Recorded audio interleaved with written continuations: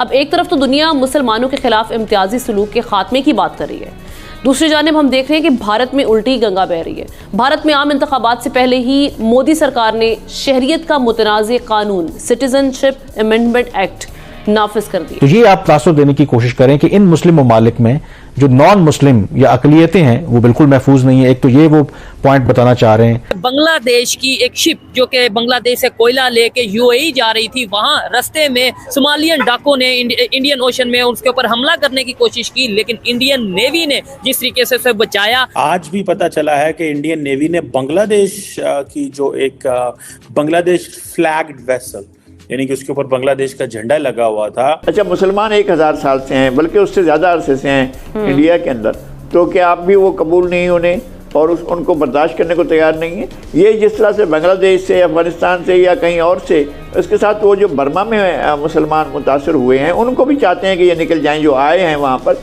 वो उनको भी निकालना चाहते हैं। चीमा साहब, लद्दाख में इस वक्त 50-50 हजार फौज खड़ी है इंडिया की और चाइना की। इग्नी 5 का तजर्बा हो चुका है।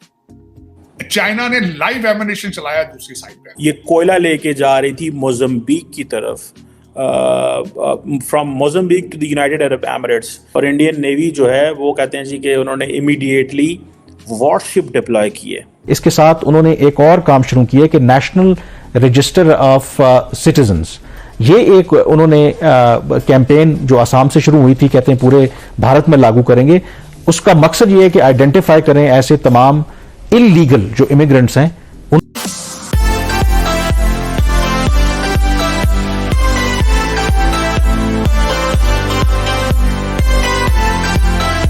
नमस्कार दोस्तों, रिसेंटली इंडियन नेवी पूरे रेड सी में और गल्फ ऑफ एडन में नेट सिक्योरिटी प्रोवाइडर बन चुकी है और लगातार हर एक शिप जिसे हाईजैक या अटैक किया जा रहा है उससे बचा रही है। ऐसे ही दोस्तों, एक दिन पहले इंडियन नेवी ने बांग्लादेश के एक शिप को हाईजैक होने से बचाया और ये शिप का नाम है MV अब्दुल्ला। तो दोस्तों, इसके पहले भी आपने कई सारे न्यूज़ सुने होंगे जिनमें हमारी इंडियन नेवी और मार्कोस कमांडोज सोमालियन पायरेट्स द्वारा हाईजैक किए शिप को बचाया है। उन शिप में काम कर रहे लोगों के क्रू मेंबर्स की जान भी रक्षा की है।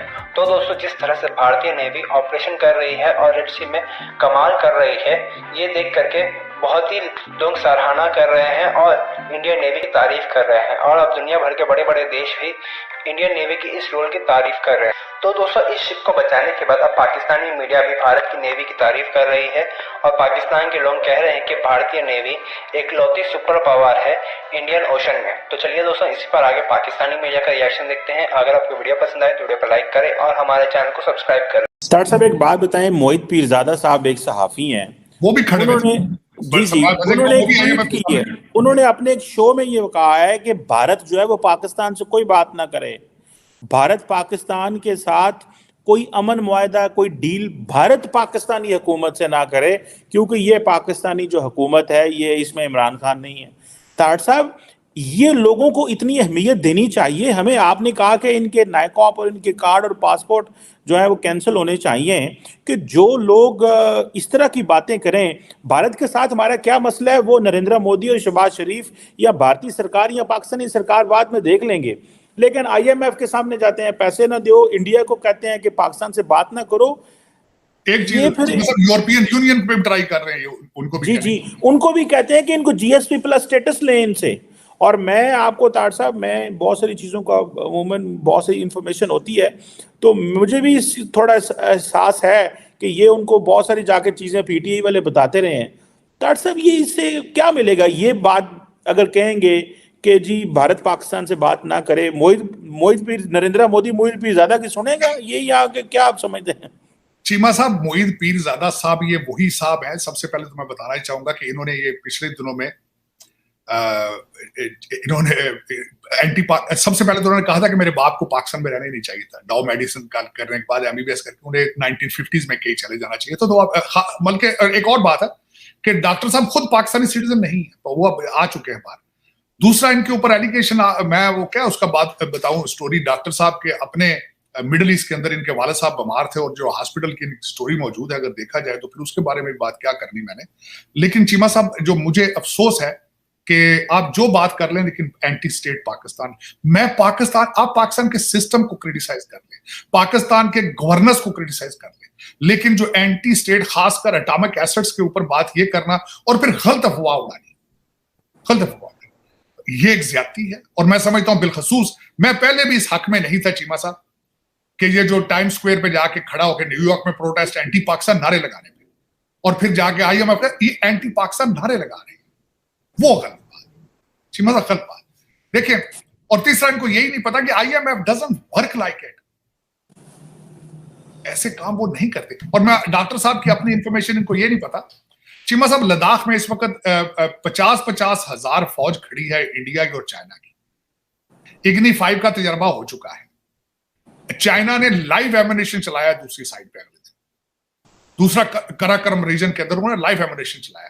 फिर उनका फॉरेन ऑफिस ने शिकायत की है जो नई टनल का इफ्तिताह मोदी साहब ने किया है, लेकिन ट्रेड चल रहा है उनका आपस में। डॉक्टर मोहित यूसुफ को ये नहीं पता इस वक्त स्टेटें इंटरेस्ट, आपने फाइनेंशियल इंटरेस्ट बेस्ड डिसीजन ले रही है, मसाइल भी साथ चल रहे होते हैं लेकिन अपने इंटरेस्ट बेस्ड अपने डिसीजन ले रहे होते हैं। डॉक्टर साहब को ये नहीं पता। आज भी पता चला है कि इंडियन नेवी ने बांग्लादेश की जो एक बांग्लादेश फ्लैग्ड वेसल, यानी कि उसके ऊपर बांग्लादेश का झंडा लगा हुआ था, उसे सोमालिया की कोस्ट के करीब जो है वो बचाया है। और ये बेसिकली वही पायरेट्स थे जो कि कोस्ट ऑफ सोमालिया में जो ये कश्ती गुजर रही थी, वेसल गुजर रही थी, और ये कोयला लेके जा रही थी मोज़म्बिक की तरफ, from Mozambique to the United Arab Emirates, जब इसके ऊपर ये अटैक हुआ। और कहा यह जाता है कि जो इंडियन नेवी का मिशन जो है वो डिप्लॉयड था यहाँ पे, और उन्होंने एक डिस्ट्रेस कॉल को आंसर किया और वो वहाँ पे पहुँचे। और इंडियन नेवी जो है वो कहते हैं जी कि उन्होंने इमीडिएटली वॉरशिप डिप्लॉय किए। इंडियन नेवी ने वॉरशिप जो कि लॉन्ग रेंज मैरीटाइम पेट्रोल थी, उसको इसे LRMP बोलते हैं, इसको डिप्लॉय किया और इन्होंने कम्युनिकेशन बिल्ड की और वो सारा। एंड इस वक्त आप देखेंगे कि मैरीटाइम सिक्योरिटी ऑपरेशंस के अंदर India is very active, effective and getting into the major जितने भी ऑपरेशंस होते हैं उसमें अपना रोल प्ले कर रहा है। कल भी मैंने आपको बताया था that why China is not playing its role and not responsibility in the Red Sea area, और ये जो सारी है, एंड इंडियन नेवी जो है वो ये क्यों कर रही है, ये एक क्वेश्चन था ना कि क्यों कर रही है। और ये आपको पता चलेगा कि आइंदा आने वाले दिनों के अंदर कॉन्टीन्यूसली इंडिया जो है वो इस तरह के ऑपरेशंस में रोल प्ले करेगा। चीमा साहब, आज इसके हवाले से एक और बात भी करना चाहूँ।